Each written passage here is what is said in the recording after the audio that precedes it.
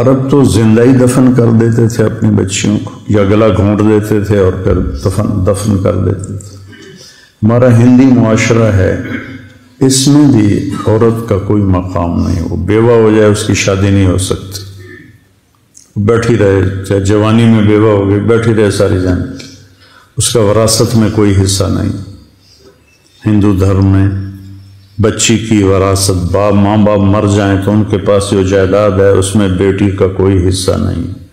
Italy میں کوئی باپ مر جاتا ہے تو اس کی پوری جائیداد صرف بڑے بیٹے کو ملتی ہے، نہ کسی اور چھوٹے بیٹے کو ملتی ہے، نہ کسی بیٹی کو ملتی ہے، نہ بیوی کو ملتی ہے، صرف بڑے بیٹے کو ملتی ہے۔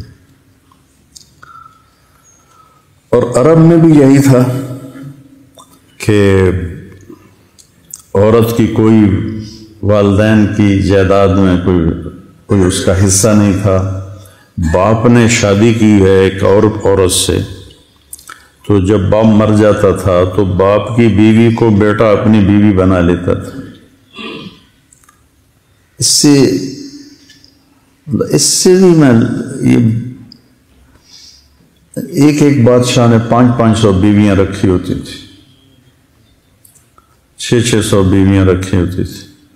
چنگیز خان کی 500 بیویاں تھیں، ابھی سوازی لینڈ کے بادشاہ کی 700 بیویاں تھیں۔ تو یہ ایک ظلم تھا، وہ 700 بیویوں کا حق کیسے ادا کرے گا؟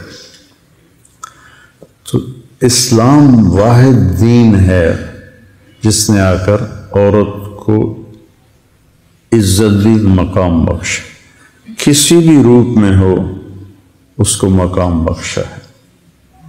تمہارے گھر کی زندگی بتا رہا ہوں میں۔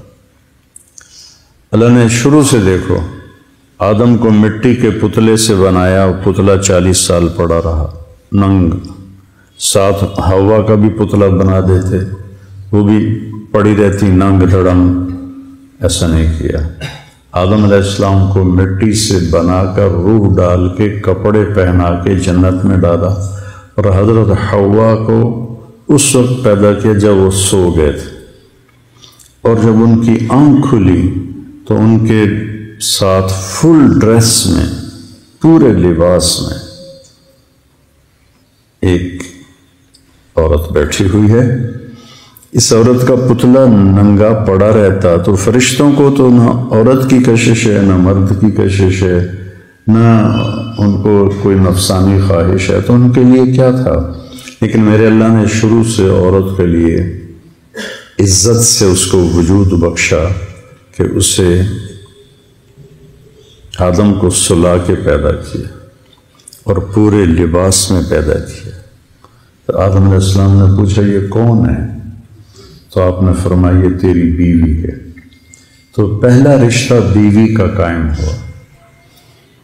تو چونکہ بیویوں کو مارتے تھے، طلاق دے کے پھر رجوع کر دیتے تھے، طلاق دے کے 10 دفعہ طلاق دیتے، 10 دفعہ روک لیتے، اور غیرت کے نام پر تو قتل آج بھی ہو رہے ہیں۔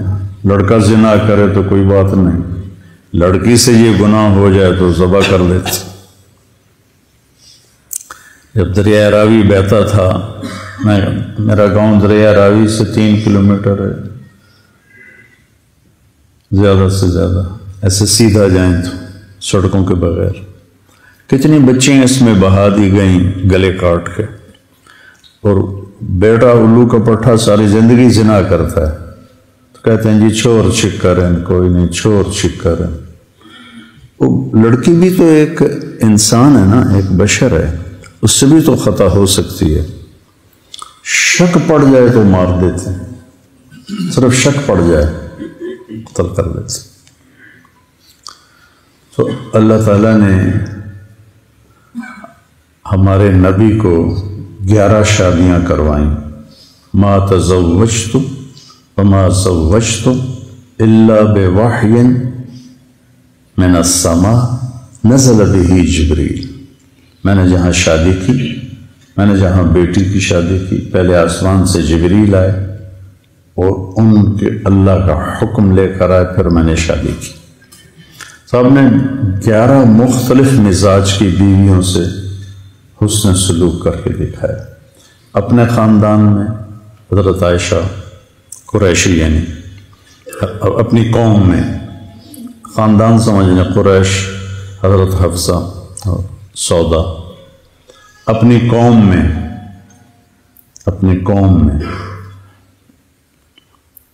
حضرت میمونہ ہلالیہ، اور اپنے رشتہ داروں میں حضرت زینب بنت جہش، عربوں سے باہر حضرت صفیہ، غیروں میں شادی کی، قوم میں شادی کی، برادری میں شادی کی، خاندان میں شادی کی۔ چھوٹی عمر سے شادی کی حضرت عائشہ، بڑی عمر سے شادی کی حضرت خدیجہ، برابر عمر میں سے شادی کی حضرت سودا۔ عمر کے لحاظ سے یہی 3 نسبتیں بنتی ہیں، چھوٹی ہو، برابر ہو، بڑی ہو۔ تو چھوٹی عمر کی حضرت عائشہ اور بڑی عمر کی حضرت خدیجہ اور برابر عمر کی حضرت سودا۔ پھر مالدار ہو حضرت خدیجہ، فقیر ہو جیسے حضرت صفیہ باندی بن کے آئیں، برابری میں ہو، مال میں برابری ہو حضرت سودا، مال میں زیادہ ہو حضرت خدیجہ۔ تو ہر قسم کی پھر مزاج میں تیزی ہو، بعض ازواج مطہرات کے مزاج میں بڑی تیزی تھی، اس کو بھی برداشت کی۔ تو عورت کو بیوی کی شکل میں عزت دے کے دیکھا۔ آپ جوان اب آپ نکلیں گے، شادیاں ہوں گی، ہمارا معاشرہ ہندی معاشرہ ہے، اس میں تمہارے ماں باپ تمہاری بیوی اکٹھے رہیں گے، تو بہت سی شکایات تمہاری ماں کو ہو جائیں گی، بہت سی شکایات تمہارے باپ کو ہو جائیں گی، بہت سی شکایات تمہاری بہنوں کو ہو جائیں گی، اور تم بے وقوف بن کر اپنی بیوی کو ذلیل کرنا شروع کر دو گی۔ اس لیے فقہاء نے لکھا ہے کہ اگر میں مالدار ہوں اور میری بیگم مجھ سے کہتی ہے کہ مجھے الگ گھر چاہیے، میں نے الگ رہنا ہے، تو اس کا جائز مطالبہ اس کو الگ گھر لے کے، میں نے ماں پیو کو نہیں چھوڑنا، میں نے ماں پیو کو نہیں چھوڑنا۔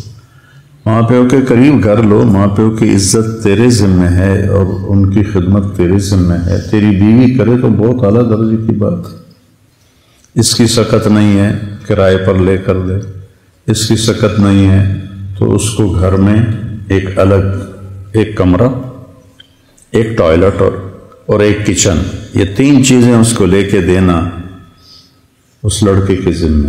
اگر اس کی بھی ہمت نہیں ہے تو پھر سارا سال روزے رکھو، تسبیح پڑھو، تبلیغ میں سال کی بجائے 3 سال لگاؤ، لیکن کسی کی بیٹی کو خراب نہ کرو۔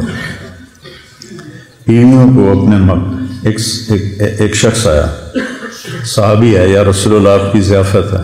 آپ نے کہا عائشہ میرے ساتھ جائے گی، کہنے لگے نہیں آپ اکیلے ہیں۔ آپ نے کہا میں نہیں آتا۔ آپ یہ جرات کر سکتے؟ اپنے دل استفت قلبک، اپنے دلوں سے پوچھو۔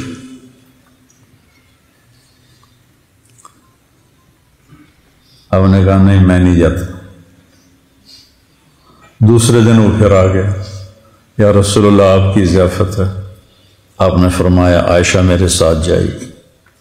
میں کہا نہیں عائشہ نہیں جائے گی۔ کہا پھر میں بھی نہیں جاتا۔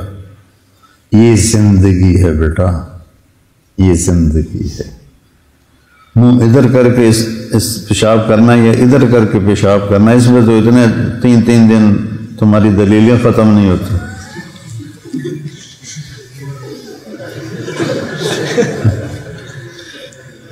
اور جہاں پہ تمہاری زندگی نے بننا ہے وہ تم نہ سنتے ہو، نہ پڑھتے ہو، نہ بولتے ہو۔ اللہ دیکھو بیٹا، آپ کو معاشرے میں مقام ملے گا آپ کے اخلاق سے، آپ کے رویوں سے، نہ کہ آپ کی خطابت سے اور آپ کے پیسے سے۔